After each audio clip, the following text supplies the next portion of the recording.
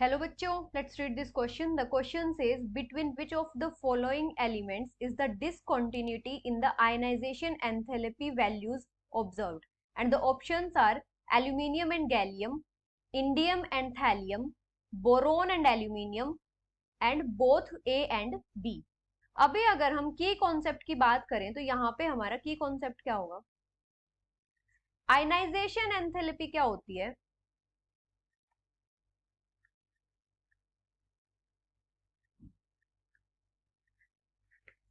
जो एनर्जी की रिक्वायरमेंट होती है किसी भी न्यूट्रल गैसियस एटम से इलेक्ट्रॉन रिमूव करने के लिए, उस एनर्जी को हम आयनाइजेशन एनर्जी बोलते हैं. एनर्जी रिक्वायर्ड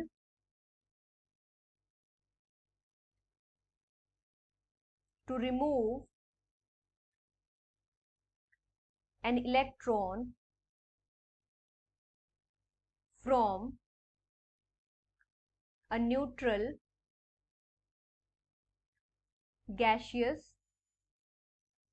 एटम, उसको हम आयनाइजेशन एनर्जी या फिर आयनाइजेशन एंथैल्पी बोलते हैं. अभी हमें यहाँ पे सारे के सारे एलिमेंट्स गिवन है ग्रुप 13 के, ग्रुप 13 एलिमेंट्स. किसी भी ग्रुप में अगर हम डाउन द ग्रुप जाते हैं तो जो आयनाइजेशन एनर्जी होती है वो डिक्रीज होती है. वो क्यों डिक्रीज होती है? क्योंकि down the group atomic number increase होता है, जिसकी वजह से नंबर ऑफ शेल्स इंक्रीज हो जाते हैं और जो आउटर मोस्ट इलेक्ट्रॉन्स होते हैं वो न्यूक्लियस से और दूर चले जाते हैं और न्यूक्लियस का होल्ड उन पे कम हो जाता है, जिसकी वजह से वो इजीली रिमूव हो सकते हैं. तो हम क्या बोल सकते हैं? Down the group atomic number increases, atomic number increases, जिसकी वजह से क्या होता है? नंबर ऑफ शेल्स इंक्रीज होते हैं. Number of shells increases. Number of shells increase होने की वजह से क्या होता है? जो आउटर मोस्ट इलेक्ट्रॉन्स होते हैं वो न्यूक्लियस से दूर चले जाते हैं. outermost electrons are far away from the nucleus and can be easily removed.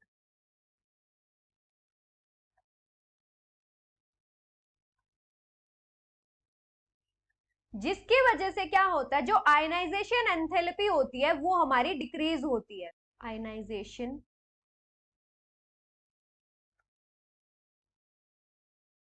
Enthalpy decreases. But अगर हम बात करें ग्रुप 13 की, तो ग्रुप 13 में क्या होता है? जो आयनाइजेशन एनर्जी ट्रेंड होता है वो किस टाइप से होता है? जैसे सबसे ज्यादा आयनाइजेशन एनर्जी होती है बोरोन की, फिर एल्यूमिनियम की होती है. यहाँ पे अब अगर हम जनरल ट्रेंड देखें तो गैलियम की आयनाइजेशन एनर्जी कम होनी चाहिए, लेकिन गैलियम की आयनाइजेशन एनर्जी ज्यादा होती है. वो किस वजह से होती है? वो होती है due to poor shielding effect of d orbitals. Due to poor shielding effect of d orbitals.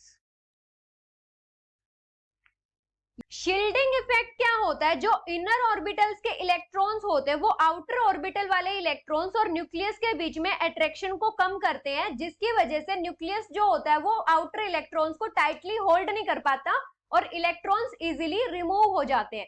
लेकिन गैलियम में क्या होता है? पुअर शील्डिंग इफेक्ट होता है डी ऑर्बिटल्स का, जिसकी वजह से न्यूक्लियस और आउटर मोस्ट इलेक्ट्रॉन्स के बीच में अट्रैक्शन ज्यादा होता है और वो उनको टाइटली होल्ड कर लेता है, जिसकी वजह से वो इजीली रिमूव नहीं हो पाते हैं. इसकी वजह से जो इसकी आयनाइजेशन एंथैल्पी होती है वह एल्यूमिनियम से ज्यादा होती है. अब हमारी गैलियम के बाद इंडियम की जो आयनाइजेशन एंथैल्पी होती है वो हमारी कम होती है.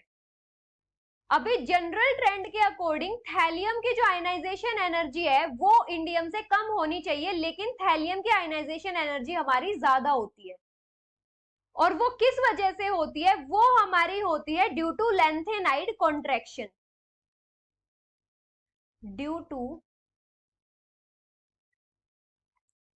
lengthenide contraction. lengthenide contraction होता है due to f orbitals, due to presence of f orbitals. इसकी वजह से क्या होता है कि हमारे जो आयनाइजेशन एंथैल्पी होती है उनमें डिसकंटिन्यूटी आ जाती है. तो मतलब हमारे कौन से ग्रुप्स के बीच में डिसकंटिन्यूटी होगी? एक तो एल्यूमिनियम एंड गैलियम के बीच में, और एक होगी हमारी इंडियम एंड थैलियम के बीच में. इन दोनों पेयर्स की जो आयनाइजेशन एंथैल्पीज होती है उनमें डिसकंटिन्यूटी होती है. Discontinuity in ionization enthalpy. So the final answer is both A and B, which is option D. Hope you understood it well. Best of luck.